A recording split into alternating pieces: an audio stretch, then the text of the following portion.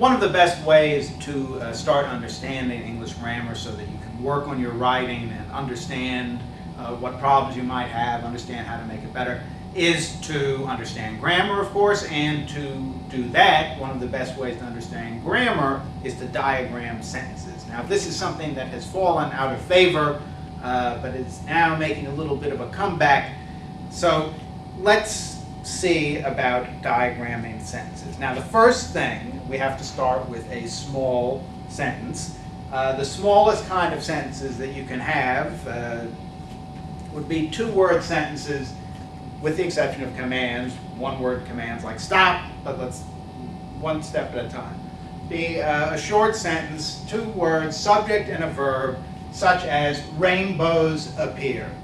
Now, because this is a strain, grammar is a threatening topic, I'm picking a cheerful kind of sentence to make us comfortable. Okay, so the first thing we do when diagramming sentences is we draw ourselves a line. We call it a baseline. Now, what goes on this line, first of all, what goes on the line, first of all, is the subject. And if the subject, as it is here, is a noun, person, place, or thing, rainbows, we put rainbows here on the left. Now, when we come to the end of the subject, and the subject here is just one word long, we put a line through the baseline, all the way through, to designate the importance of this break between subject and verb, and we put the verb to the right of this, this line you have descending through the baseline.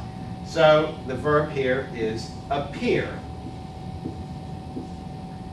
And that is the complete diagram of this very simple sentence. Rainbows appear. But we can go on with the things we've learned already about adverbs and adjectives.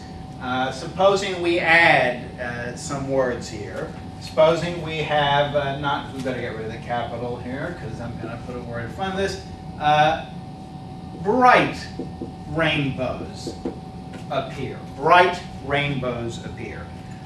Well, now, when we have modifiers, because that's what we've got here, bright is modifying rainbows. What kind of rainbow? Bright rainbow.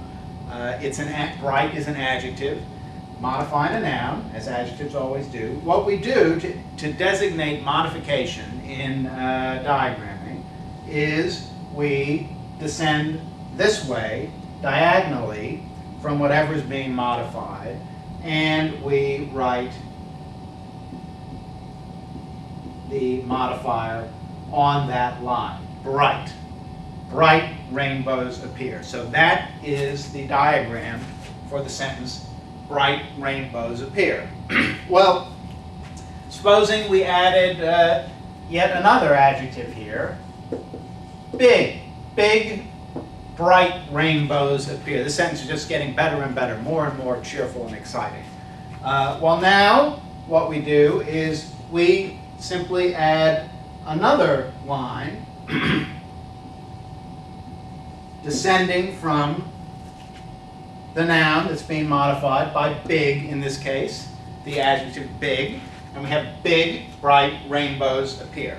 So there we have added something to the diagram. Now supposing we can go even further. Supposing big, bright rainbows appear often. Often. Big, bright rainbows appear often. Well, often is modifying what? Well, it's saying appear, here's the verb appear, when?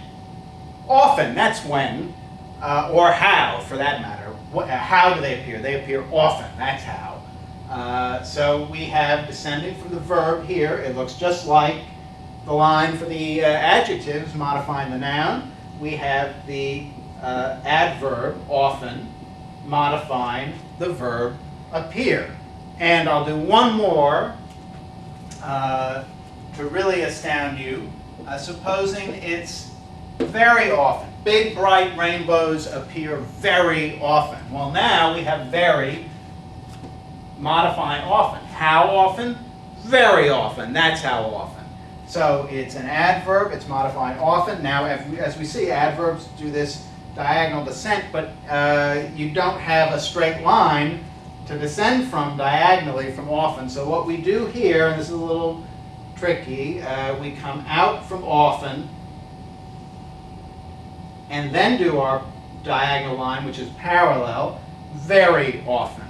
So here is the diagram for big, bright rainbows appear very often.